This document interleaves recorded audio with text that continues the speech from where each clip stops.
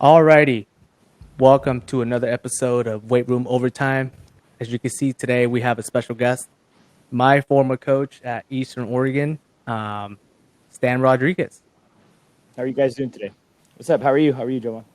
Good, good. Thank you for taking the time today. I know it's kind of short notice, but I No, it's think all we good. have some great information that we can put out Okay, for young athletes, coaches, and any soccer fanatics out there and stuff like that. So, for sure. Stan, where you at today since you left Oregon?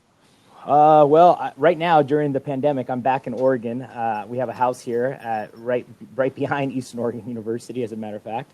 But my current position is the men's assistant coach at Cal State Dominguez Hills. We're Division II school, two-time national champion, four-time finalist.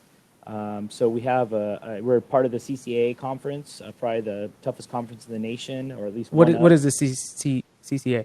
CCA is a California Collegiate Athletic Association conference.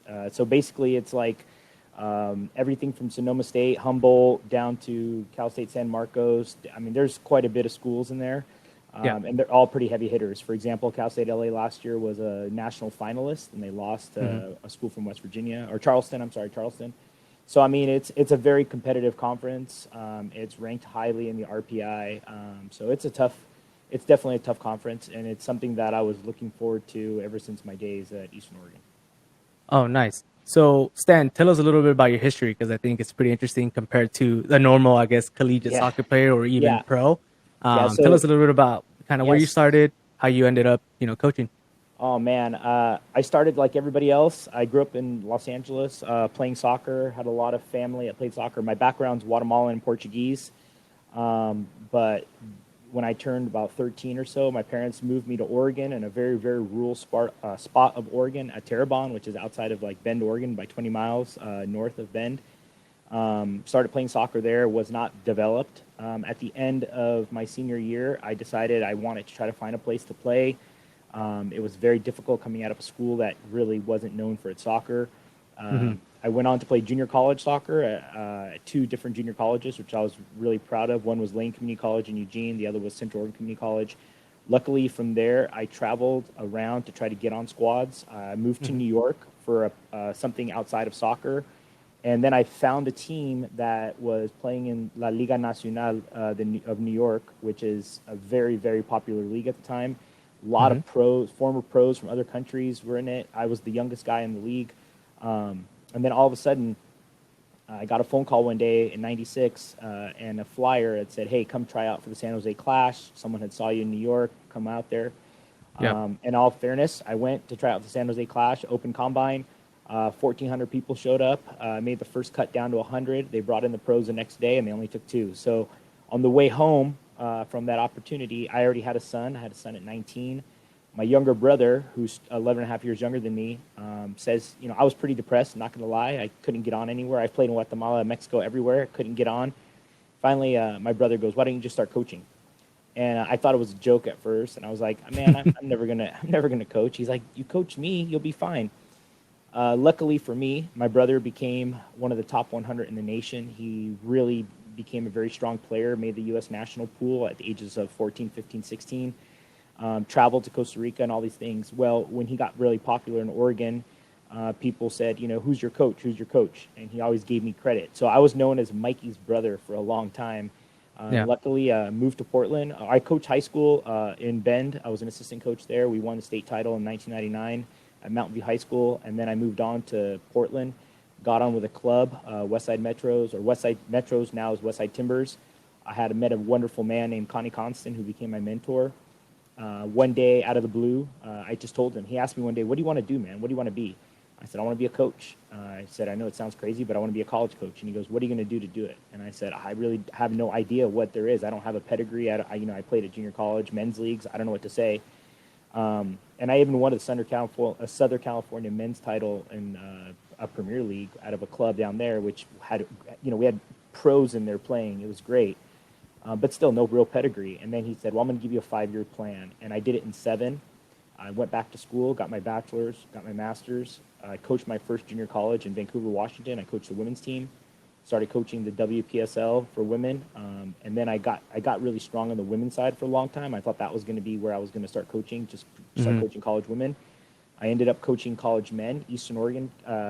Jesse Watson, who is now the head coach at Eastern Oregon University, gave me a phone call one day and said, "Hey, they're looking for a coach out here. Why don't you apply?" Prior to that, I had 269 rejection letters from jobs that I had applied to.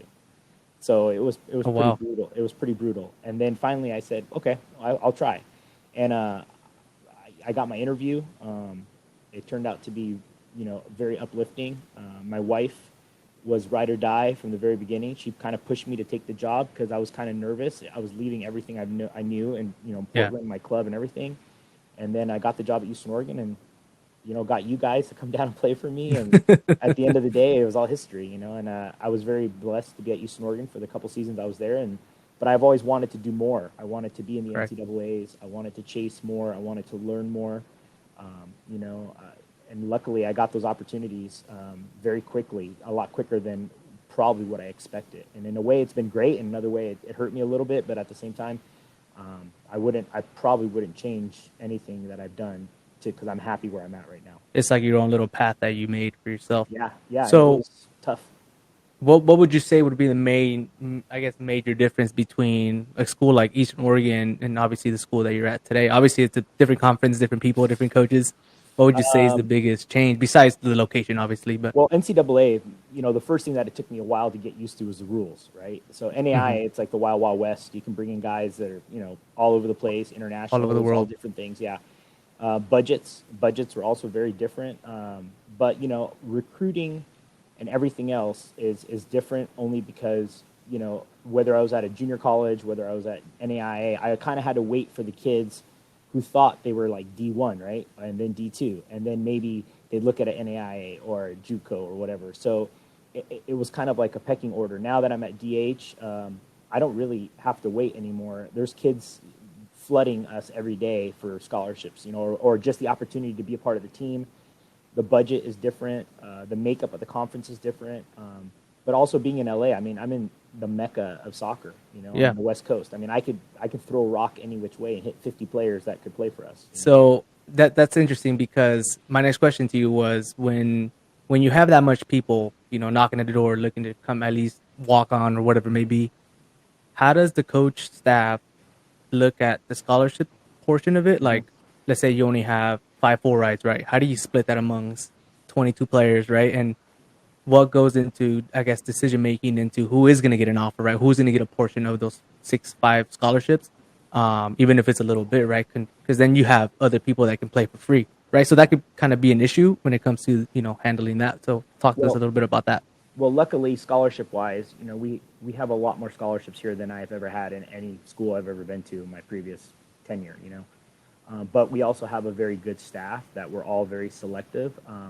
In terms of recruiting, which is a major part of my part of the responsibility, the pedigree of the league, how good every player is in the league, it's our job to find those type of players that, Top talent. to be fair, it's very different than recruiting, say, even at an Eastern Oregon or somewhere else. Yeah. Everybody wants the best talent, right? But everybody also needs to have a combination of different things. We need to find, just like I did at Eastern Oregon, good people, good students, guys that are blue-collar, hard workers. But there is a level of skill that is required, too. The soccer IQ is very important. So when it comes down to measuring how much or if someone gets anything at all, to be fair, it's a little bit based on need, but it's also based on how high of a ranking player you are. We have a couple players that are 4-star athletes out of Got Soccer rankings, So those guys are like we were nationally recruiting against D1 ACC schools. Actual last year. badass players. Yeah, and we got them. I mean, we won. We got them. So I can't say that. And those kids warranted money, But the nice thing about DH also is it's one of the most California has such a high educational benefit when it comes to schools like FAFSA and state funding and all this. Like, to be fair, like the JUCOs, for example, in California, they're Division III. They don't play outside of California. They play strictly California. There's so many schools that play, but all those kids go for free. There's no scholarships because if you're on the team, it's free no matter what. So it's a free program, right? And then at the same time, Dominguez is able to we're basically in-state tuition is like $7,500, if not less, right? So if Oh your wow, FAFSA, if your affordable, FAFSA yeah. is 6,000 or $7,000, you know, it's affordable. We don't really have to give much. Now, we do reserve money for kids who are coming, maybe an international, maybe out of state, maybe maybe they're that good that we have to get them, you know, but it's really up to the head coach, Eddie Soto, who's fantastic, and he's very, very fair. And I also believe it's also about, like, what do you bring to our team? You know, are you going to come in and are you a 2.2 student that's barely going to maybe hang on? Are you worth it? I don't know.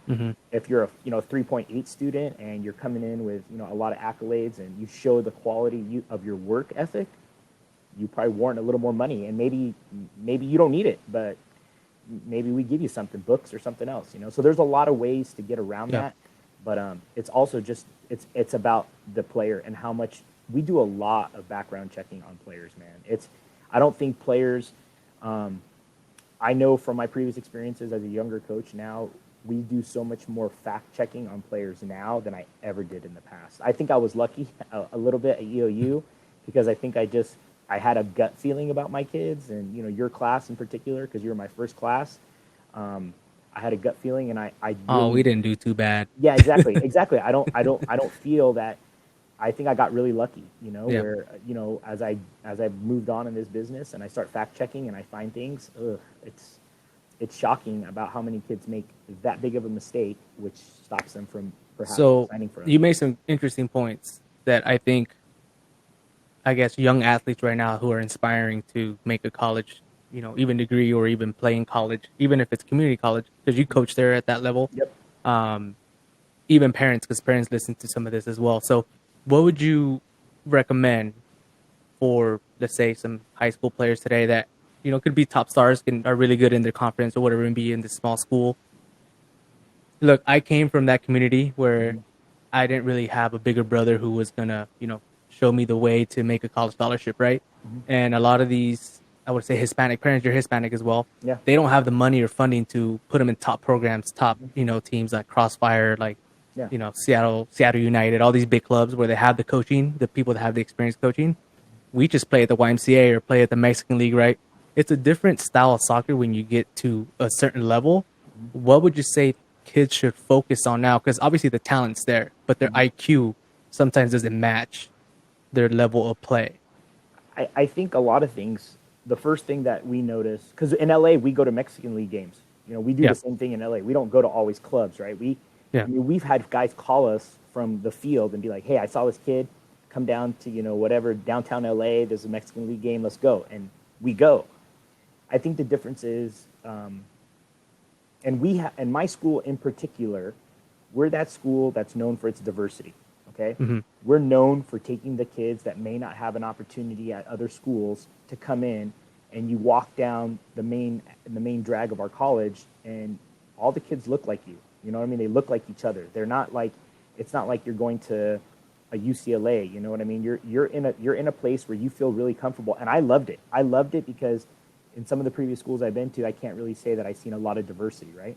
Yeah. So when it comes to diversity and answering your question, the biggest key to those kids is how your habits, the habits that you create. You might be a really, really good soccer player, but unfortunately, we can't bring you in if you can't read or write. We can't bring you in if you don't take your studies seriously. You know, a 2.5 GPA is not that difficult, but your habits and making time for your studies is. Unfortunately, in the last couple of years, we've seen kids who we bring in from an academy, right? An academy or other players who are highly talented who cannot do the schoolwork. And it's not that they can't do the schoolwork, it's that they don't make time to do the schoolwork. So we set them up with tutors and help and hand over fist at our school. I'm going to be honest with you, you cannot fail our school unless you do nothing. And some of these kids chose to do nothing. So unfortunately, we can't help you. So now you got to start your road. Imagine going to college for 1 year and going to 0 classes, doing 0 work, and you were on a scholarship. Okay? We have kids who've done that, and now they're ineligible at any school because now they have to go back and get a certain number of credits just to be eligible at another school, and they'll never get FAFSA again because they're on probation. So, Yeah. I mean, a lot of these things play out when a kid says, "I'm good enough to go play at a DH, or I'm good enough to go play at a University of Portland or whatever. If you don't have the grades, we can't use you. We can't use you. You know, so unfortunately, I think a lot of it has to do with your and here's the big thing. I've never met a family of diversity that doesn't want something better for their kids than what they have, right? Yeah. Parents, right? And I think it's really important for kids to understand that just because you have a C average in your high school doesn't mean that C average is going to get you into our college or anywhere else. And then the other thing is too is like there's the NCAA regulations and eligibility, and then there's the academic standards of a school to get in. Our NCAA eligibility is different than what it just takes to get into DH. There's two different standards, and you have to be able to know those things, you know. And I think it's unfortunate that so many kids wait till like their junior year or their senior years to look at it when they should have been taking certain classes to be NCAA eligible freshman, sophomore, junior, senior year. And if you fail a class, it's okay. Just fix it before you get out. Yeah. You know? And I think, again, it's not and like what you said, I understand that a lot of kids don't have a brother or don't have perhaps the parents that understand the college system. But I think it's important that they utilize their counselors, their school counselors. Resources, yeah. Yeah, and utilize the resources because everybody has a dream and a path, but it's going to take patience to get there and do what you're supposed to do. I think people sometimes forget that there's no easy road. There's no such thing. I mean, sure, you could be a top, 3%er, schools are all over you and all that, but trust me, those kids have struggles as well. It's interesting because I train soccer players now, even in Tucson as well. And I see the same trend that happens in Pasco when I was living there and training athletes. The talent is there. The kids are good. They're good at, they play all the time. But they just, I don't know if it's, if they think they're too good or if they just plainly suck at school, really. It's either or. But because I feel like some of them are pressured to work. Some of them are pressured to go to school. But again, they can't get into the schools that they want to play at, right? And a lot of them are shooting high at, even FC Tucson, playing at the local clubs, a professional, when they should probably start getting developed through college sometimes because it prepares you a little bit better. So for all you, maybe seniors right now, juniors that are listening in, listen to what Stan is saying. He's coaching at a good school, so he can give you insights into what they look for and stuff like that. So, Stan, I have another question for you. So, let's say you have, and you recruited a bunch of us that already had played 2 years, right? So that's a little bit different from recruiting wise, right? So when you go after or looking at kids that completed their 2-year community college or JUCO college, and they're looking to play maybe at the next level at a university, what is something that you kind of see in those athletes in particular compared to maybe a freshman in high school, right? It's completely different. I think that, and we do a pretty good split of those kids in our conference and other places as well. Let me go back to the Arizona piece, though. This is more for the kids in Arizona.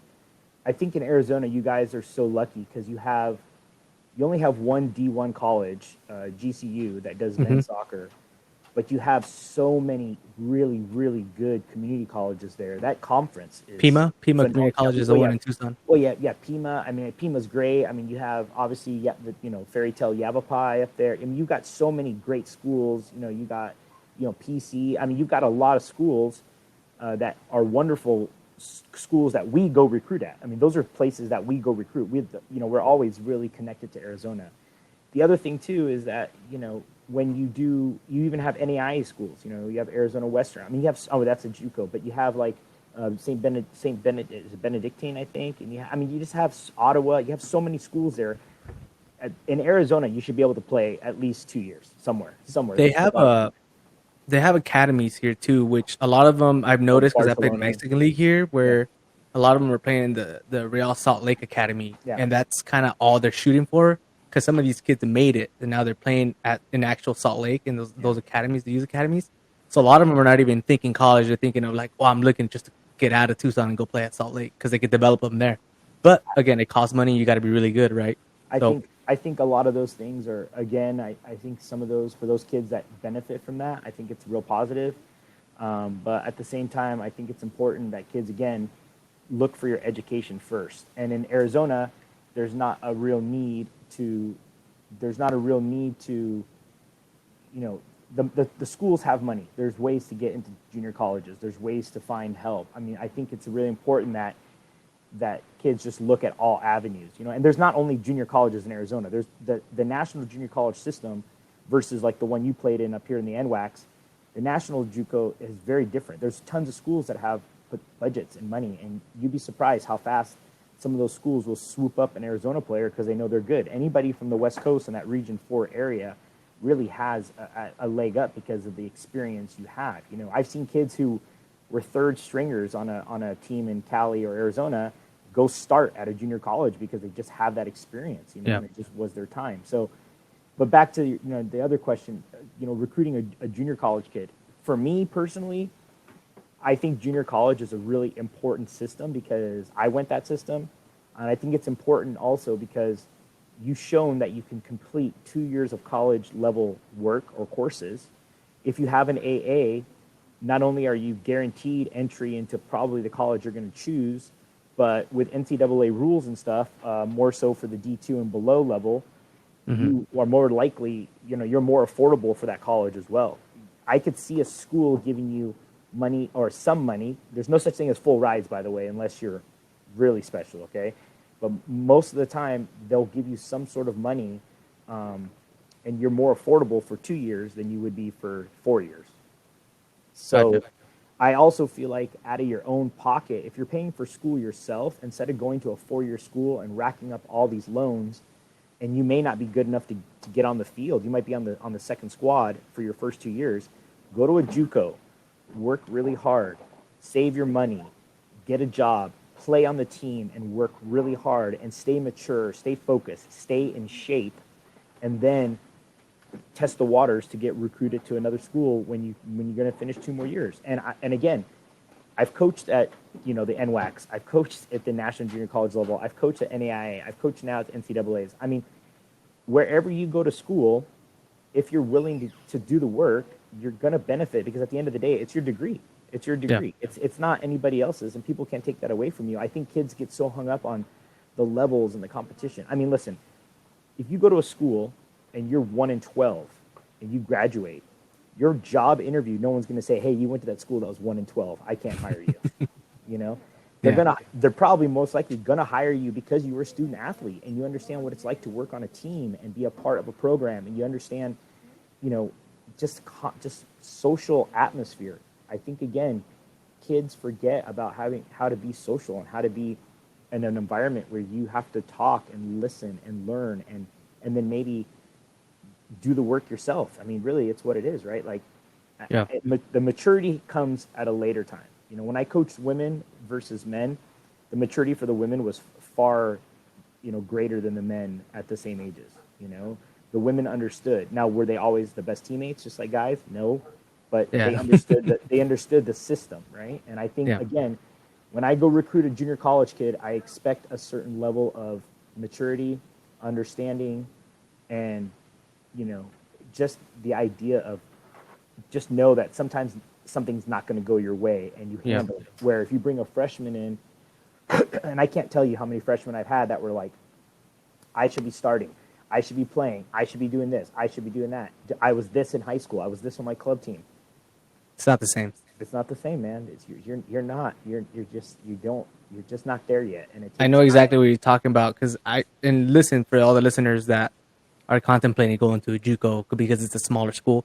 I actually went to Walla Walla at the time where Chad Bonner was a coach, and that program was stellar. If you're talking about, you know, top, you know, NWAC team, it was either Peninsula or Walla Walla at the time. They're looking for a coach right now. Yeah, and I couldn't tell you. I went on the class that we lost the NWACs that year, so I lost the championship for that program that year, my freshman year. But I didn't get to play kind of towards the end of the season because again they were developing a lot of those freshmen to be able to compete at that level because again I was playing in a top team, and even though I was probably good in high school at the time or whatever, a lot of my other teammates that they recruited from that same conference, we didn't really get to play up until, you know, halfway through the season or even more when we started kind of picking up those cues of, you know, when to work hard, when to rest, all these other things that come into play as you develop. But yeah, I think it's a great point there. So you mentioned the females a little bit compared to the men, but what would you say you like more as far as coaching? Ooh, I mean, I think they both come with like massive upsides, but I think because soccer is there's a lot more women's soccer teams in the college level for different reasons, for Title IX, all these things, and funding is different for women at the college level because they supply more scholarships to them and things like that. I think it's faster to build if you're a good recruiter and you're a viable program, things like that. If you've shown some real care, I think you can grow a women's program a little faster. But a boys program, it's different. I used to say that with women, if you teach them, a little bit more of the machismo of what men have, and you teach the men the finesse of what the women have, I think you could produce some really good teams on both sides. So, Yeah. I'm not afraid of coaching. I coach the Either or. genders, pretty much the same. I mean, in some cases, maybe I push the women a little harder, I think, just because I expect more. But I like them both. I mean, I think they're both really strong. I mean, look at the women's side in the national team, at the national level. I mean, you don't have to go recruit internationals to compete at the women's level in college because the best players are here. We have the best players in the nation. I mean, in the world here. I mean, Do you think it's an ego thing for the men though? Like they think they're better than one another? I mean, I think women are like that too. I think when you find a good competitive group of women. I mean, I went to University of North Carolina one year for a camp, and I went down there to help, and I was blown away at how competitive every single one of those women were, and they weren't like nice. They were aggressive, and it wasn't anything that I was used to in the environment that I came out of, and I saw how healthy it also was and how well what it produced, right? The production of top athletes and people who it's the real world, it's the real world. At least, it leads me to my next question though, because soccer obviously is different in different regions of the country. What would you say is like the major difference between the obviously the East Coast compared to the West Coast? Because again, I think they're more aggressive in the East Coast. When you get those Italians, when you get those Portuguese, when you get the Europeans. It's definitely a bigger melting pot in the East Coast, a big melting pot. But the style of play is sometimes I feel like I call it the Mourinho style, right? They don't care what it looks like as long as it gets results.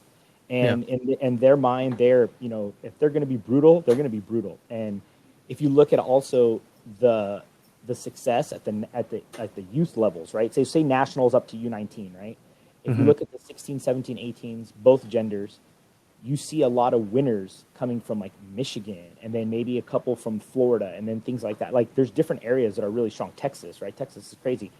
But then you see in some of the younger levels, depending on the gender, you see, 14s, 15s, maybe a little younger, West Coast and maybe Seattle. Seattle. Yeah, maybe you see a team from out there. The consistency is what's scary, right? Because so once you have a national level team like that, those kids don't stay. They get swooped up by academies or somewhere else. So you don't see those teams stick together anymore like you used to. Also because, again, there's so many different programs. A lot of things have watered down, right? So you don't see the top level kids at like a Seattle United anymore. You see them at a Sounders Academy or a Timbers Academy, which rightfully so. They should be, right? But yeah, the styles from West Coast to East Coast, really different. But the special players are always the same. Yeah. You always see special players. On the West Coast, I can tell you right now, I can drive around, 10 miles away from my conference or my school, and I can find a really great center mid.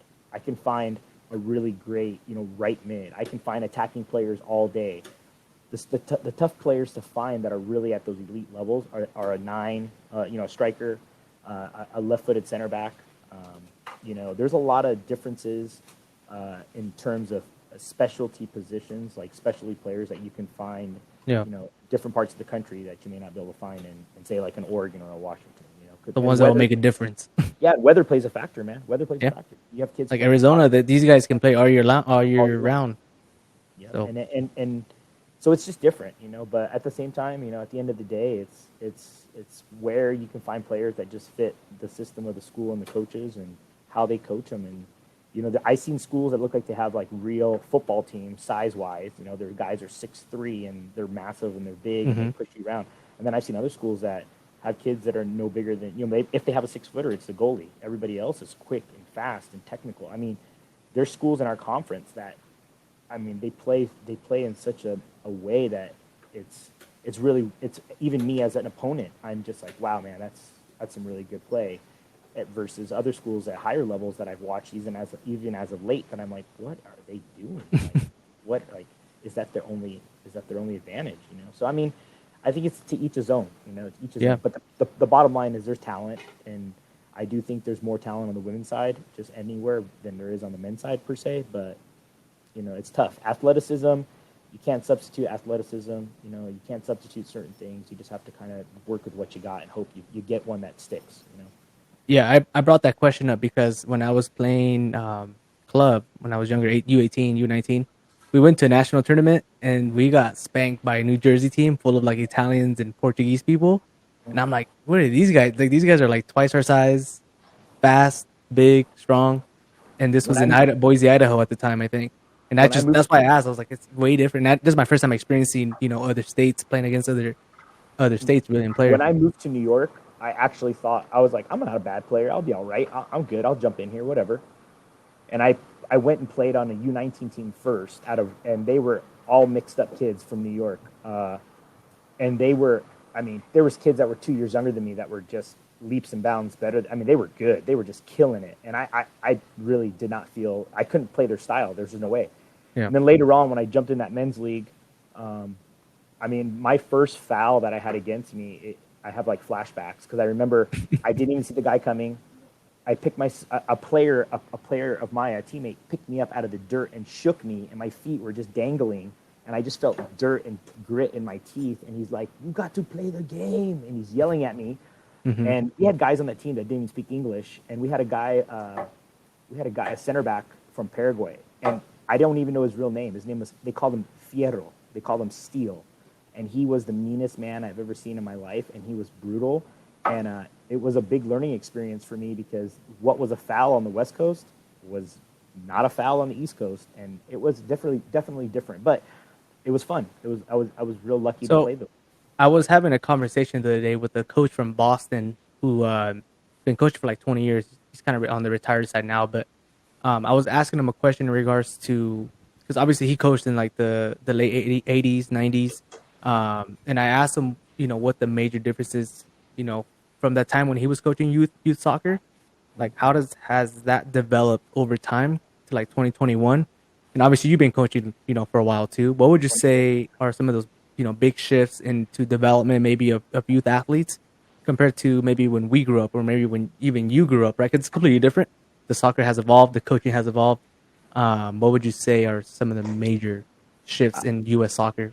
I think the major shifts is just, not only the coaching education in terms of the U.S. soccer levels. Like there's a lot more coaching education now that takes precedent over a lot of things. Like, you start with the grassroots program before you can even get into the levels of like the C, B, or A, right? So I think coaching education is being pressed upon people more, which is good. I think anytime you can get coaching help, coaching education.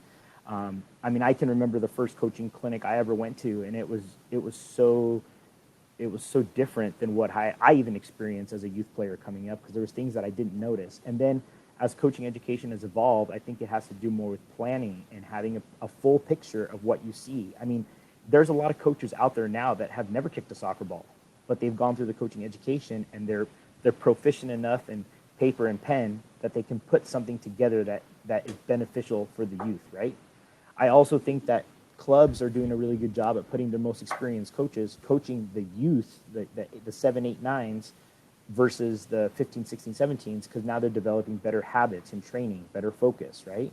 And I also think sometimes the word development is kind of misused because, coaches have a tendency to only develop players up to their best player, and then they forget about that best player needing to develop even higher, right? So you see kids who are, maybe they're bigger, stronger, faster than their kids their own age, and then they start getting, size starts to catch up, and then that top player really becomes the third, fourth, fifth best player because those other kids that really worked on development or supposedly worked on development just happened to click because they were getting taught things that player who already knew that at this age wasn't getting.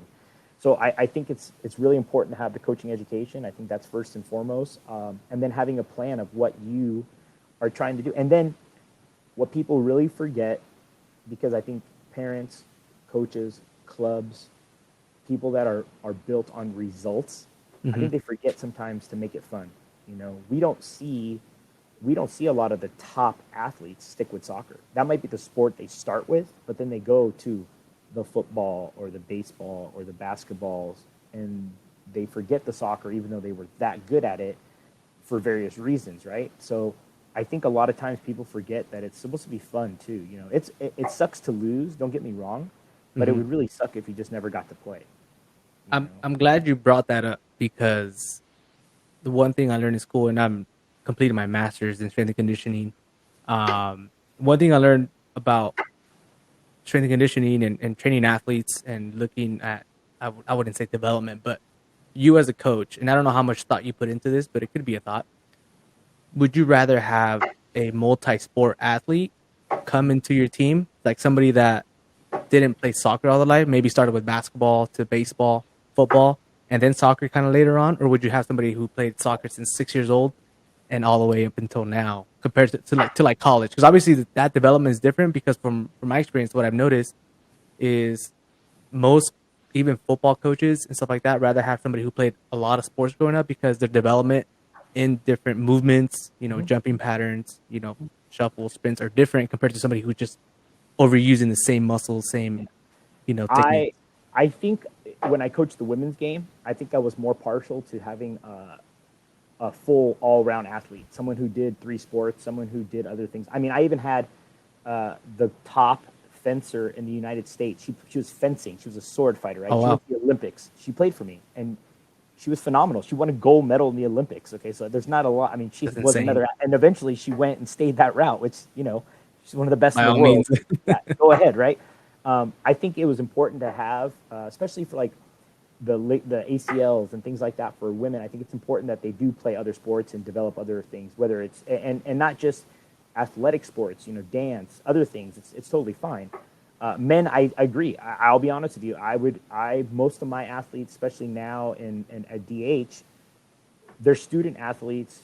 There's very few that I think I have on the team that only played one sport. Yeah, Everybody played something. Maybe they played high school, maybe they played three sports in high school up until their sophomore year, and then they yeah, focused on one. But I mean, I really also think it's important for all kids in the younger ages to develop as many movements and skills as they have up until they decide to dedicate one sport. I mean, I played every sport until either a high school coach told me I wasn't good enough and I got cut, or I played part time.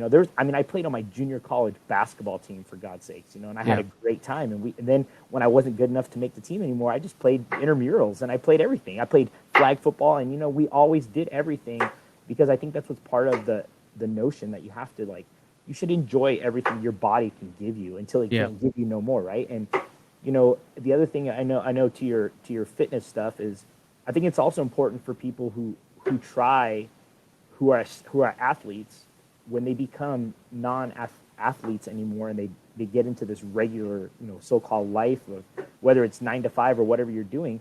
I'm coaching because I feel like coaching, I may not be in the perfect shape, but I'm definitely, and I might be round sometimes in some parts of the year, and other years I might be a little more fit, but it makes me feel young, and it makes me want to stay healthy. It's hard.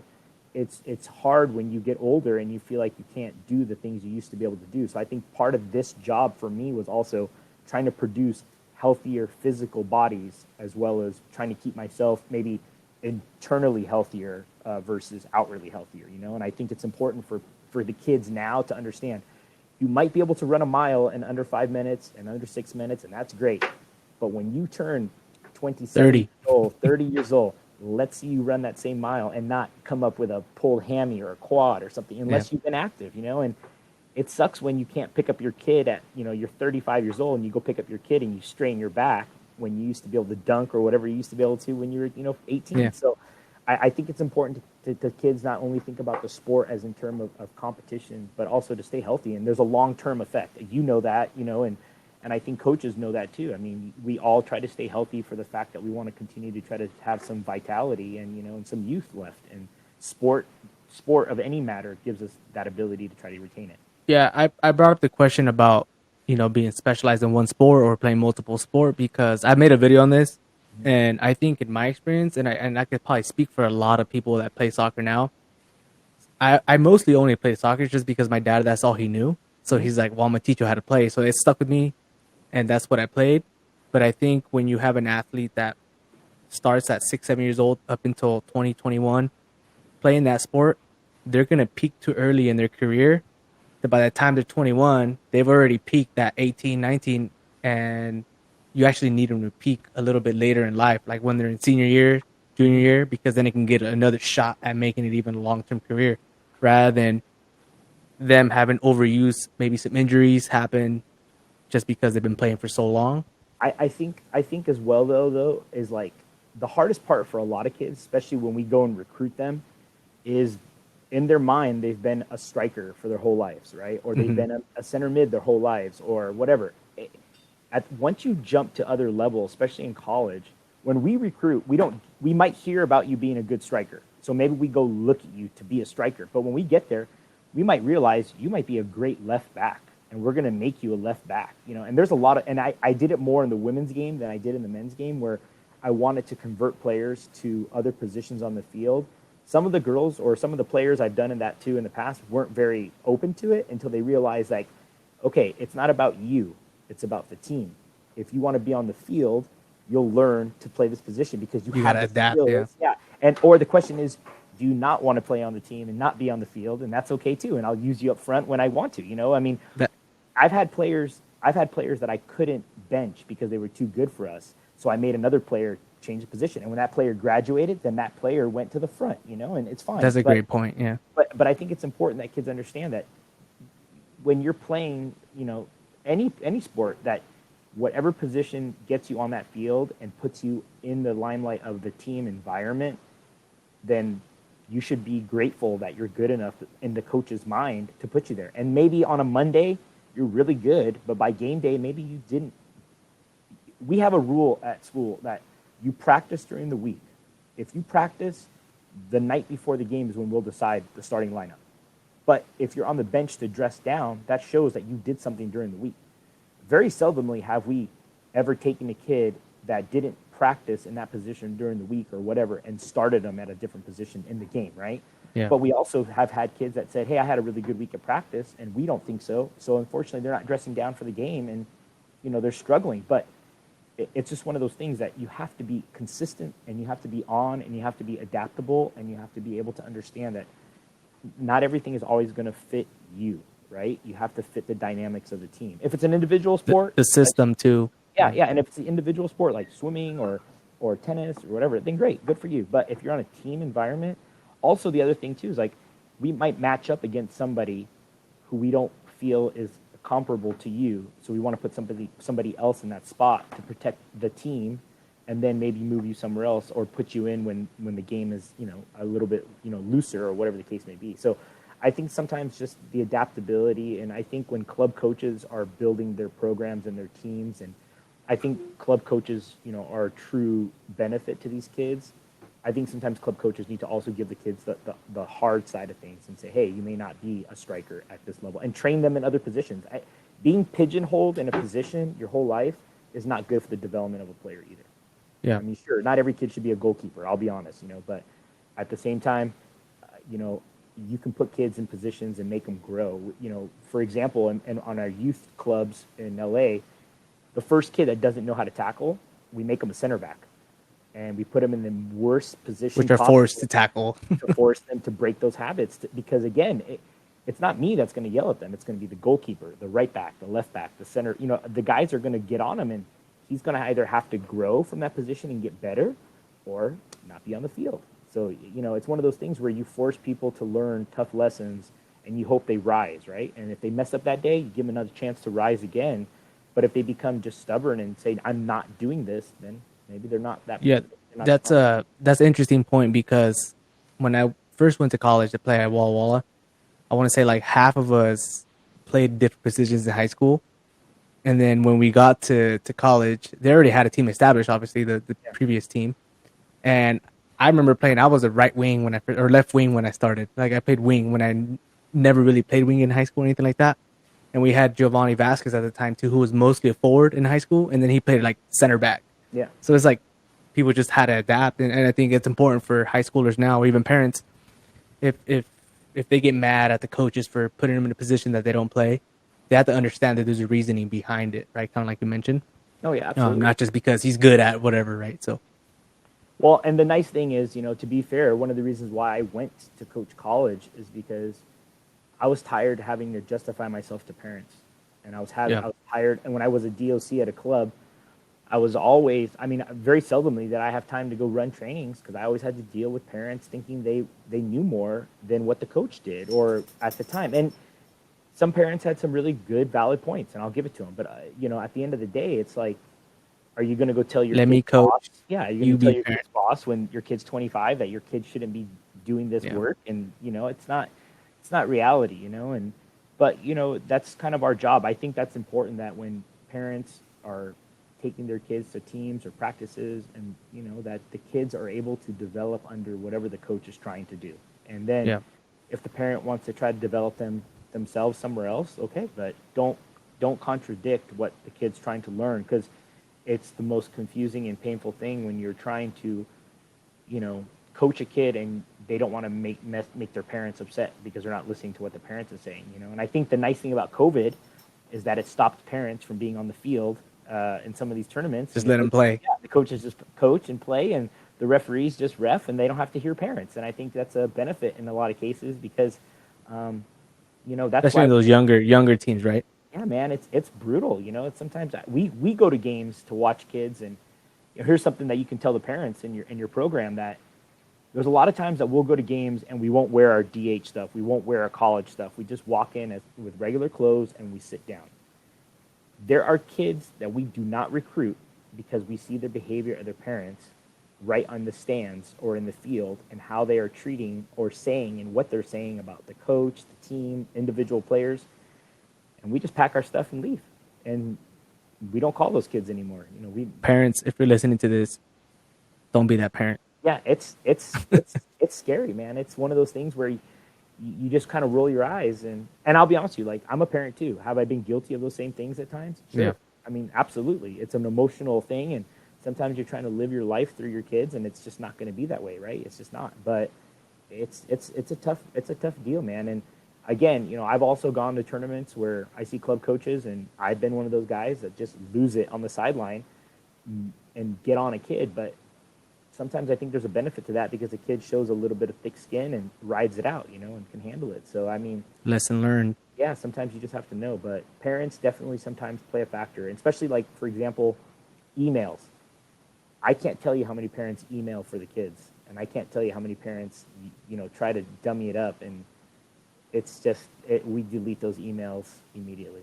We don't even look at those emails for kids. Well, tell you what, you ain't gonna get it from the Hispanics that don't have email. So, but Stan, thank you so much for your time today. Yeah, man, I appreciate it. Appreciate all the insight. Hopefully, people who listen learn something from the coach. Yeah, man, it's good to see you. Good to see what you. to look for. Yeah, man. Thank you so much. All right, peace. Peace out.